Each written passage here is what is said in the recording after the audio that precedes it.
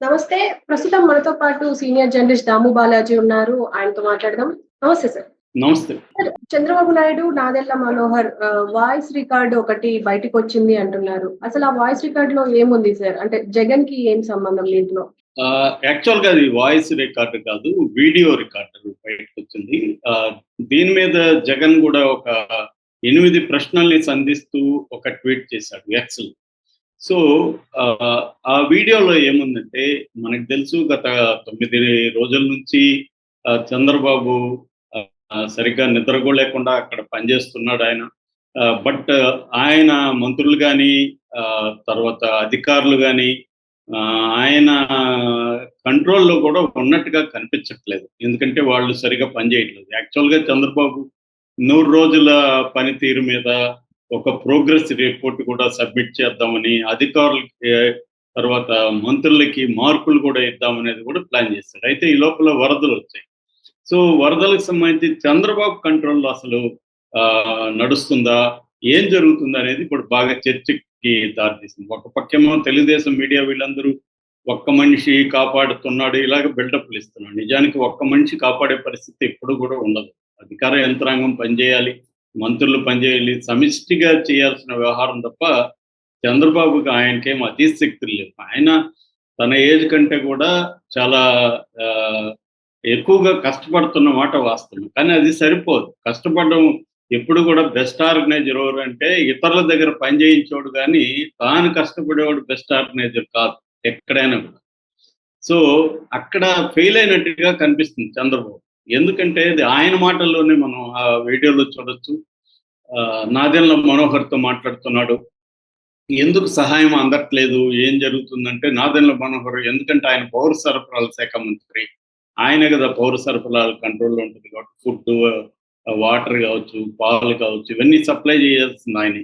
ఆయనేమంటున్నాడు నారాయణ మీద తోస్తున్నాడాయన. నారాయణ వెహికల్స్‌ని ఇస్తానన్నాడు సార్ ఇవ్వలేదు. ఇది కంప్లెయింట్ చేయడానికి కాదు. విషయం మీరు అడిగారు కాబట్టి చెప్తున్నాను. నేను 150 వెహికల్స్‌ని పంపించగలిగాను అని చెప్తున్నాడు. ఇది విచిత్రంగా ఉంది.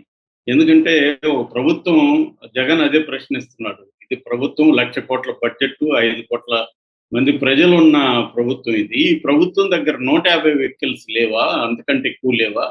అనేది అతని ప్రశ్న. మళ్ళీ నేను అతని ప్రశ్నలకి తర్వాత వస్తాను. ఈ వీడియోలో ఏముందంటే అది చెప్తున్నాడు. ఇంకొక అతనేమో పక్కన నేను 15,000 ఎన్ని వేల మందికి చేశావు ఇప్పటి వరకు అని అడిగితే 15,000 మందికి చేశానని చెప్తున్నాడు. 80,000 టార్గెట్ పెట్టుకొని 15,000కి చేశారంటే ఎంత పర్సెంట్ తెలుసా? 20% అని చంద్రబాబు అంటున్నారు. అంటే 20% మందికి మాత్రమే, 20% మందికి మాత్రమే ఆహ్, ఈ ఇది సహాయక చర్యలు అందుతున్నాయి. మిగతా 80% అందట్లేదని చంద్రబాబు ఒప్పుకున్నట్టుగా ఆ వీడియో మనకి చెప్తుంది. అట్లాగే మంత్రుల మధ్య గాని, శాఖల మధ్య గాని సమన్వయం లేదు. సో, ఇది సమన్వయంతో చేయాల్సిన టీమ్ వర్క్ ఇది. సో, వీళ్ళిప్పుడు నారాయణ మీద ఈయన చెప్పడం, నారాయణ అసలేమి పత్తా లేదు మనిషి.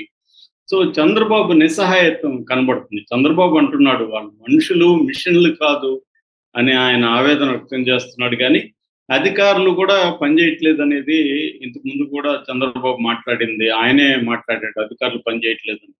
దానికి వీళ్ళు తెలుగుదేశం మీడియా అక్కడ కూడా మళ్ళీ జగన్ మీద తోసేయడానికి ట్రై చేస్తుంది. గతంలో జగన్ సపోర్ట్‌గా ఉన్న అధికారులని శిక్షించారు 16 మందిని. ఆ 16 మందిలో కొంతమందిని డ్యూటీలేశారని. అక్కడ కూడా ఫెయిల్యూర్ ఎవరిది? చంద్రబాబు ప్రభుత్వందే గదా! అటువంటి ఆఫీసర్‌లకి అక్కడెందుకు నువ్వు అంత ఇంపార్టెంట్ ఇచ్చారు ఫస్ట్ ఆఫ్ ఆల్. సో, ఇదేందంటే క్లియర్‌గా చంద్రబాబు కంట్రోల్‌లో వ్యవస్థలు పనిచేయట్లేదు అనేది ఎవరికైనా వీడియో చూస్తే తెలుస్తుంది. అట్లాగే జగన్ అంటే ఇంకెట్లాగో అతను రాజకీయ విమర్శలు ప్రతిపక్షంలో ఉన్నప్పుడు చేస్తాడు. జగన్ అధికారంలో ఉన్నప్పుడు ఇలాంటివి వచ్చినప్పుడు కరోనా టైం గాని, వరదల టైంలో గూడా తెలుగుదేశం మీడియా గూడా ఇలాగే స్పందించింది. తెలుగుదేశం నాయకులు గూడా ఇలాగే స్పందించారు. అందులో ఆశ్చర్యమేం అయితే జగన్ అడిగిన దాంట్లో గూడా కొన్నిట్లో లాజిక్ అయితే ఉంది. అందులో ప్రధానంగా ఏందంటే ఆగస్టు 28వ తేదీనే ఆహ్, ఇండియన్ మెటీరియలాజికల్ డిపార్ట్‌మెంటు హెచ్చరిస్తే 2 రోజులు ఎందుకున్నారు? 2 రోజులు ఎందుకు సైలెంట్‌గా ఉన్నారు? ముంపుకి ముంపొస్తుంది అని ప్రజల్ని ఖాళీ చేయడం గాని, ముందస్తు జాగ్రత్తలు తీసుకోవడం గాని ఎందుకు చేయలేదనేది అతను ప్రశ్నించాడు. అట్లాగే ఫ్లడ్ క్వశ్చన్ ఏర్పాటు చేయడంలో ఫెయిల్ అయ్యారని చెప్పారు. అంటే ఒకటి నివారణ, అంటే ముందు ప్రివెంట్ చేయడంలో ఫెయిల్ అయ్యారనేది అతని వాదనలో ఒకటి. రెండవది వచ్చిన తర్వాత ఇటు వాలంటీర్ వ్యవస్థను, ఇటు సచివాలయ వ్యవస్థను చంద్రబాబు పక్కన పెట్టేయడం వల్ల కూడా ఇప్పుడు నష్టం జరిగిందనేది కూడా జగనే కాదు అందరూ కూడా చెప్తున్న మాట. ఎందుకంటే అదొక సిస్టమ్ అలవాటైంది. 50 ఇళ్ళకి ఒక వాలంటీర్ ఉండేవాళ్ళు. వాళ్ళకైతే అర్థమవుతుంది ఏ ఇంట్లో ఎవరెవరు ఉన్నారో. ఆ వాలంటీర్‌ని రంగంలోకి దించుంటే ముందే ఇంత ప్రమాదం కూడా జరిగేది కాదు. ఇప్పుడేమైంది, ఆహ్, అదేదంటారు, చేతులు కాలినా కాకులు పట్టుకున్నట్టుగా అయిపోయింది. సో, ఎప్పుడైనా కూడా ఇటువంటి డిజాస్టర్ మేనేజ్‌మెంటు ముందుగా ప్రిపరేషన్ ఉండాలి. వ్యవస్థలు మనం సిద్ధం చేసి ఉంచాలి. వ్యవస్థలు ఒక రోజుకి రావు. వాటిని డెవలప్ చేయాలి సిస్టమాటిక్‌గా. మనకేందో వాలంటీర్ల వ్యవస్థని పక్కన పెట్టారు. ఎన్‌జీఓ వ్యవస్థని మోడీ వచ్చినాక ఎన్‌జీఓస్‌ని సిస్టమాటిక్‌గా నాశనం చేసుకుంటూ వచ్చాడు మోడీ. అంటే ఎన్‌జీఓలు తనకు వ్యతిరేకంగా ప్రజల్ని కదిలిస్తున్నారని చెప్పి ఎన్‌జీఓల్ని సిస్టమాటిక్‌గా నాశనం అంటే ఈ సివిల్ బాడీస్ అంటారు వీటిని. అంటే ప్రభుత్వ కాకుండా ప్రభుత్వేతర సంస్థలు ఏవైతే ఉన్నాయో ఆ సంస్థలన్నిటిని పక్కన పెట్టేయడం వల్ల ప్రభుత్వ యంత్రాంగం అనేది ఎప్పుడు కూడా సరిపోదు. రెండోది వాళ్ళంతా ప్రజలకి దగ్గరగా ప్రభుత్వ యంత్రాంగం ఎప్పుడు కూడా పనిచేయదు. ప్రభుత్వ యంత్రాంగం కంటే కూడా వాలంటరీ వ్యవస్థ లాంటి వాళ్ళు, ఎన్‌జీఓ లాంటి వాళ్ళే ప్రజలకి దగ్గరగా పనిచేస్తుంటారు. వాళ్ళకి ప్రజలతో నిరంతరం అనుబంధం ఉంటుంది, సంబంధాలు ఉంటాయి. సో, ఈ వ్యవస్థలన్నీ లేవు. అది ఒకటి. రెండవది చంద్రబాబు కూడా గ్రిప్ పోయినట్టుగా కనబడుతుంది. ఇటు మంత్రుల మీద గానీ, ఇటు అధికార వ్యవస్థ మీద గానీ చంద్రబాబు కూడా గ్రిప్ లేదు. గత కొంతకాలంగా వాళ్ళే చంద్రబాబు సరిగ్గా పనిచేయట్లేదనేది, పనిచేయట్లేదంటే ఆయన పని చేస్తున్నాడు. పని చేయించట్లేదు. సో, పని చేయించడంలో ఫెయిల్ అవుతున్నాడు. అది సమస్య కనబడుతుంది. ఆయన పని చేయడమో, పని చేయకపోవడం అనేది కాదు కదా సమస్య. ఫైనల్‌గా బాధితులకి తగిన సహకారం, సహాయం అందుతుందా లేదా? మనం విజువల్స్ చూస్తున్నాం. చాలా మంది ప్రైవేట్ వీడియోలు విపరీతంగా పెడుతున్నారు. అక్కడ లోకల్‌గా ఉన్న మన రిపోర్టర్లు కావచ్చు, మిత్రులు కావచ్చు, వాళ్ళు పోస్టులు ఫేస్‌బుక్‌లో కూడా పెడుతున్నారు. ఈరోజు కూడా విప్లవ సంఘానికి సంబంధించిన ఒక సెక్రటరీ అనుకుంటున్నా, కరెక్ట్‌గా తెలీదు. ఆయన కూడా పెట్టాడు. ఆయన మిత్రుడు కూడా ఒక పడవలో వెళ్తూ చనిపోయాడని, 3 రోజుల వరకు డెడ్ బాడీ లేదని, పదుల సంఖ్యలో చనిపోయారు. ఆయన కూడా అదే చెప్తున్నాడు.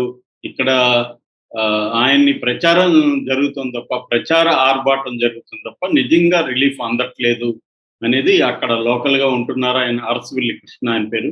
ఆయన కూడా ఈరోజు పోస్ట్ చూసాను నేను. ఇలాగ చాలా మంది ఆందోళన వ్యక్తం చేస్తున్నారు. నిజానికి మనం చంద్రబాబుని ఇక్కడ జగన్ లాగా నిందించడం కరెక్ట్ కాదు గానీ, లోపాలని ఇవన్నీ కూడా ఎందుకు ఇవన్నీ మాట్లాడాల్సి వస్తుందంటే, నెక్స్ట్ జరిగే దాంట్లో ఈ లోపాలని ఎలా సవరించుకోవాలనేది ఎప్పుడైనా కూడా సమీక్ష అవసరం.